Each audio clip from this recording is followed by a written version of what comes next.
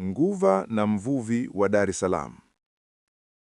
Zamani sana, kabla dunia haijajaa kelele za magari na majengo marefu, kulikuwepo dunia ya majini, ufalme wa viumbe wa maji uliojaa nuru ya samawati, samaki wa dhahabu na sauti za bahari zilizokuwa kama nyimbo za malaika. Ndani ya ufalme huo aliishi Ngua, mrembo wa majini aliyekuwa na sauti tamu na macho yaliyong'aa kama nyota zilizozama majini.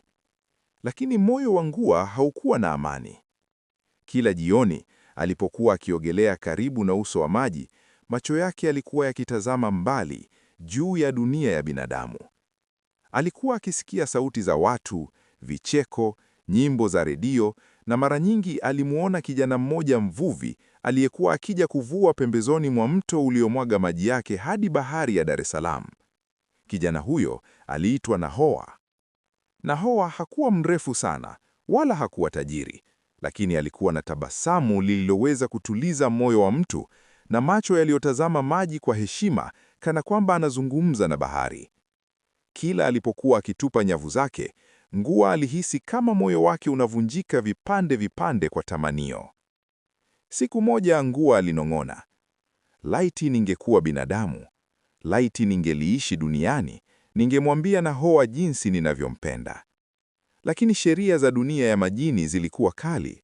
Hakuna kiumbe wa majini aliyeruhusiwa kuishi duniani bila kutoa sadaka kubwa. Malkia wa majini, Lana, alikuwa mlinzi wa lango la ulimwengu wa binadamu. Ngua alifika mbele ya Lana akiwa na macho yaliyojaa machozi ya chumvi ya bahari. Nataka kwenda duniani, alisema kwa sauti iliyotetemeka. Kwa nini? Lana aliuliza. Kwa sababu kuna mtu ambaye moyo wangu umemchagua. Lana alinyamaza kwa muda mrefu. Kisha akasema, nitakupa miguu, nitakupa pumzi ya hewa, lakini kwa malipo utapoteza sauti yako ya majini na kumbukumbu zako za zamani. Ukikubali, hutakuwa tena wa bahari. Ngua hakusita. Nakubali.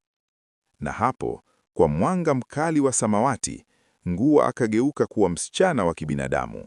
Asubuhi iliyofuata, Nahoa alipokuwa akivua karibu na mto ulioungana na bahari ya Dar es Salaam, alimwona msichana mgeni akiwa amekaa juu ya jiwe, macho yake yakiwa yamejaa mshangao kama mtoto aliyezaliwa upya. Umetoka wapi dada? Aliuliza. Ngua hakuweza kujibu, sauti yake ilikuwa imetoweka. Nahoa alimchukua, akampa maji na hatimaye akampeleka nyumbani kwake, nyumba ndogo ya mabati karibu na ufukwe wa bahari ya Hindi. Siku zilivyopita, Nahoa na Ngua wakaanza kuishi pamoja. Ingawa Ngua hakuweza kuzungumza, macho yake yalisema yote: shukrani, furaha na mapenzi yaliyokuwa yakichanua taratibu kama maua ya bahari yanapoguswa na jua. Lakini usiku mmoja, Ngua alianza kuota ndoto za bahari.